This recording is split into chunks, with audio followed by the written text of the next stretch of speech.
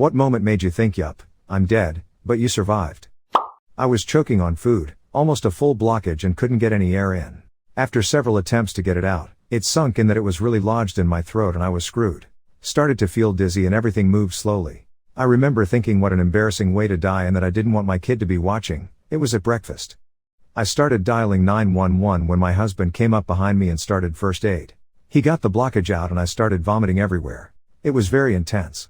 I still went to get checked by a doctor to make sure my lungs were clear because I felt dizzy for hours after and my throat was raw. Took a day or so to heal. He 100% saved my life. I just got hit by a car going 50 miles per hour and broke 15 bones. I'm laying in the hospital right now typing with one hand. I found out a few days ago that I remained conscious enough to call 911 myself even though I don't recall doing that. Pretty much the only reason I'm alive is because I didn't injure my head. Car accident. We hit a patch of ice and went over a guardrail and off a 40-foot cliff. I knew was dead the moment I pulled my leg free from the piece of door stabbing through it and the blood came out like a faucet. I figured I could at least climb back to the road for help before I passed out, so I did. I flagged down a passing truck and passed out and died in the ambulance before they brought me back. The firefighters used my blood trail to find my friend's car, which saved his life. So mission accomplished. Going into shock. Shock is a weird thing. The body basically takes full admin control and you have no idea what is going on. It was the only time I truly wished I would just die because it was so miserable. House explosion, 3 years old, Edmonton, Ab. I vividly remember standing next to a stove that someone was fixing in the basement apartment of my dad's friend's house, who we were visiting, and next thing I was opening my eyes in the daylight outside. I completely blacked out while the gas stove exploded and I landed clean in the driveway. My dad and mom were on the front page of the Edmonton Journal 1993. I remember distinctly thinking the brightness was heaven and that I had died and fell into heaven. My baby sister had died several weeks prior to SIDS and my mother and father had to explain where she had gone and I thought I was in heaven but it was the sky. I was investigating a fire out in the middle of nowhere. Was a single wide trailer with a brick house built around it, which if you don't know, trailers burn like a torch and the brick means all the heat stayed inside, making everything extremely unstable. I was walking through taking my photos and accidentally stepped on a part of the roof that was somehow still attached to the brick wall that was still standing. The entire brick wall then fell on top of me and buried me. It hurt like a son of a bitch. I don't know if you know what a brick wall falling on you feels like, but everything hurts, everywhere.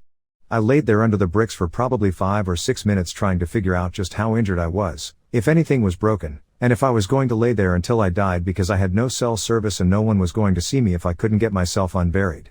I'm in the middle of a completely burnt building miles away from anywhere buried under a brick wall. I, thankfully, only had scratches and bruises and managed to dig myself out after a good while. But good lord was I sore for a while. I've told this story before, but here it is again. While transferring work locations, I was staying with a cousin of mine at the new location. Her psychotic, alcoholic, drug-addled, vicious ex-boyfriend, whom she had just kicked out of her house, was stalking her. He saw me move in, assumed I was the new boyfriend, and lay in wait for me outside her house one night, where he jumped me from behind and slit my throat. Despite losing massive amounts of blood, I didn't die. I didn't even feel that bad, so while he was trying to break into her house, presumably to kill her too, I grabbed a baseball bat from the trunk of my car and beat him until I passed out. When I woke up, I wasn't thinking all that clearly, so I went inside, cleaned myself up and drove to the hospital. My cousin wasn't even home at the time. She had gone into the city with her mother for the weekend to see a show and go shopping. My attacker and I ended up in the same ICU. I had rendered him a quadriplegic. There was a great deal of civil and criminal legal bullshit to deal with, but in the end, I was cleared of any wrongdoing, and he was put on probation for 10 years. As he was no longer able to so much as brush his own teeth, his lawyer, provided by his wealthy family, convinced the judge/DA that he was no longer a threat to anyone, and the state would be spared the burden of providing him the round-the-clock care he needed if he wasn't sent to prison. I was left in massive debt which took me many years to pay off. I did sue him for the injuries I sustained, but despite being a trust fund baby from a wealthy family, he himself was indigent. He'd blown his trust fund on drugs, booze and gambling, and had nothing. His family provided him with everything, including his lawyer. He died about the same time his probation ended. Food poisoning, felt shaky and like I had a weak heart. Outside looking at the mountains with the stars overhead. Accepted fate, reminisced about having a good life. Got hungry for a peanut butter sandwich, ate it, felt great, back to sleep. Had a car crash into my house and hit me when I was a child. I was sitting on the couch at the time and it hit me, drove through the next wall into the garage, then came to rest on top of my lap, pinning me down to the couch with its full weight. I won't go into too much detail about my injuries, suffice It to say that it was pretty gory. It took over an hour for the emergency responders to get me out from underneath it. That hour is foggy at best. I remember so much pain, and at some point I felt this overwhelming sense of peace about the situation. Like, I instinctually knew that all I had to do was let go and the pain would stop. I started to let go, and I began slipping away. The pain stopped, the world slowed, and everything started to fade to black. It felt like I was floating on water, and all the fear and agony was taken far away from me. I snapped back into myself to the sound of a firefighter yelling at me to stay awake. Immediately the pain returned and I was fully here again. Didn't hit me until much later in life that I was interrupted in the middle of the death process. Shooting. One day when I was 10, I was just chilling in the front room watching Lego Ninjago on my off-brand tablet. Out of nowhere there were lots of loud bangs from outside. So I get up and look out the window to see what's going on. There were about 3 groups of people just shooting at each other and into random houses. They had rifles, shotguns, you name it. My little brother was in the backyard at the time. And our parents were not home. We have no back door. I felt it was my job to get him inside to safety. I opened the door and ran to the backyard. I got shot in the shoulder while I was running. It didn't feel like it's described in the movies. It was like a searing, burning fire in my shoulder. I kept running to my little brother however. I picked him up with my good arm. And when I ran him to the front door he was not injured, I was injured. I was shot 7 more times, twice in my left leg, once in my right, once in the back of my head, luckily it only grazed me, and 3 times in my torso. I made it back inside. All I thought was, but I'm too young. I then lost consciousness. I woke up in the hospital after a medical-induced coma that lasted 3 days. My family was there when I woke up and I just asked what happened, as I had forgotten. I'm 23 now, my brother is very grateful and my scars have faded a bit. I've also been diagnosed with depression, anxiety, and PTSD. I go to therapy weekly and I'm doing much better. Saw a car jump a light and cut in front of me on my motorcycle and I had a millisecond to decide if I was hitting it head on or dropping the bike and getting run over.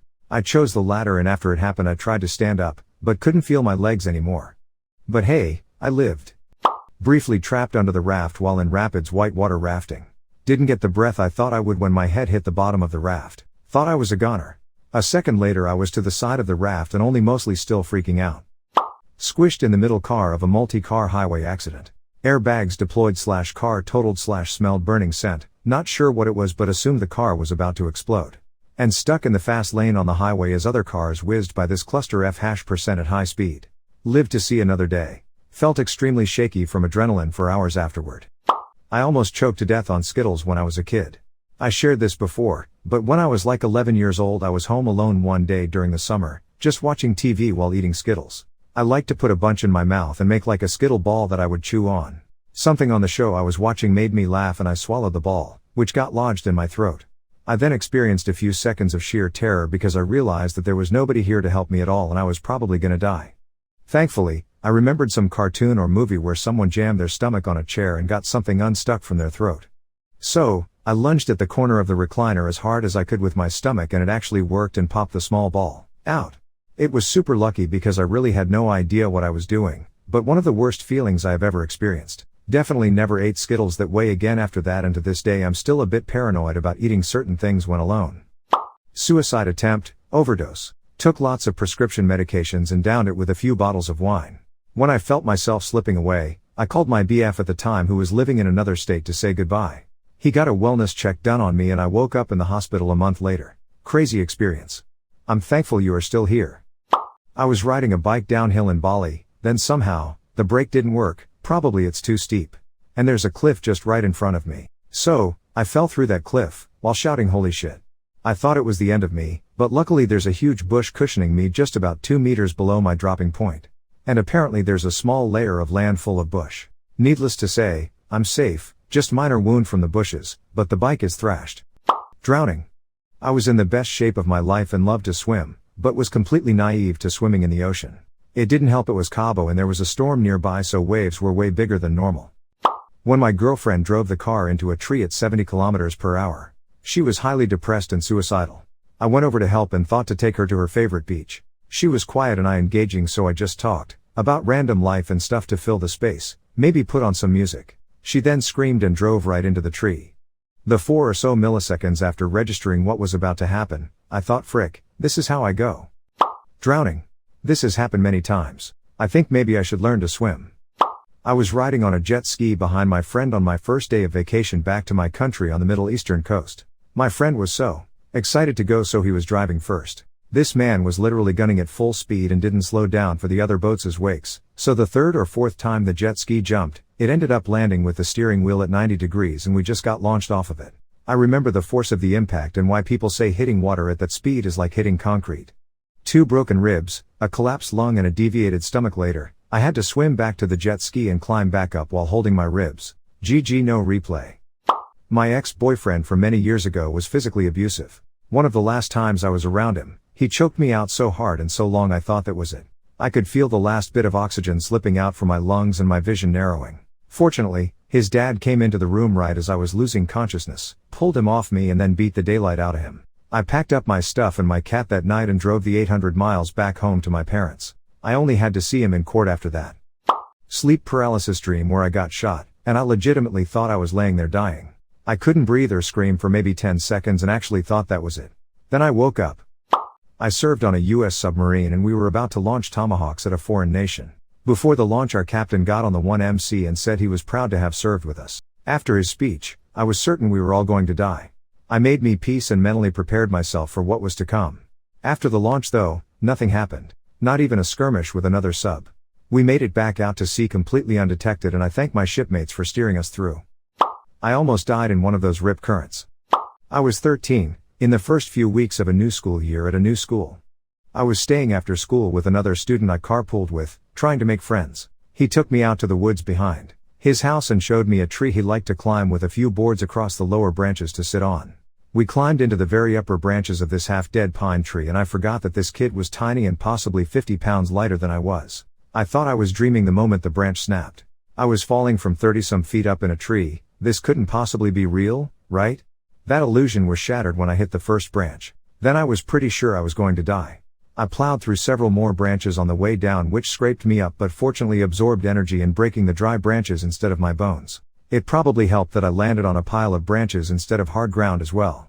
When I hit the ground I had a moment to think, oh, that wasn't as bad as I thought, and then I screamed, because it was still pretty bad. However, I stood up and hobbled away, cut and bruised all over, but not seriously injured. My poor mother was not amused. Hit a moose with a small car at highway speed. I thought this is it, I'm dead. Opened my eyes after and roof was folded an inch or two from my face. Not a scratch on me. And nobody could find the moose, probably died in the forest somewhere from internal injuries. Getting dunked by a big wave and being dragged along the bottom of the ocean, head down. Absolutely terrifying, not being able to catch a breath. Car crash. I was fishtailing on a gravel road with a buddy riding along and lost control. Slammed into a tree and the airbag deployed. I told my parents that there was a cow in the road and I swerved to avoid it. I got down to sub 100 psi left in my tank at 140 down and panicked while scuba diving. Felt like I was inhaling nothing. Shot straight to the surface following the buoy line. Remembered the buoy at about 70 to 60 feet right before smashing my head into it, losing my goggles and knocking my reg out. Kept frantically swimming towards the surface until I inhaled water right before I surfaced. Luckily the boat was right there and they pulled me out of the water and I coughed all the water out. Had to go to the hospital, coughed up a bit of blood and had a bad case of the bends. I'll never forget the feeling of my vision narrowing and thinking that was it. Internal bleeding, the first time, lady issues both times. I remember telling the nurses I'm about to pass out and then they inverted me and my blood pressure tanked to 60/30, and I don't remember much after that because I got taken to the OR real quick. I had my neck cut open when I was 17. I was on a dirt bike riding across a ski run, caught a tow wire to the neck, grounded me and I only remember laying in the sun bleeding with blood in my eyes thinking well frick. Never been as afraid as then, it shaped my whole life. I have a gross fricking scar that makes a good story though. Years ago I was driving along with my stepbrother riding shotgun. Came to a railroad crossing, lights were not flashing and no bells were ringing. Just as the front wheels touched the crossing a train blew its horn. We nearly installed a sunroof in my old Pontiac.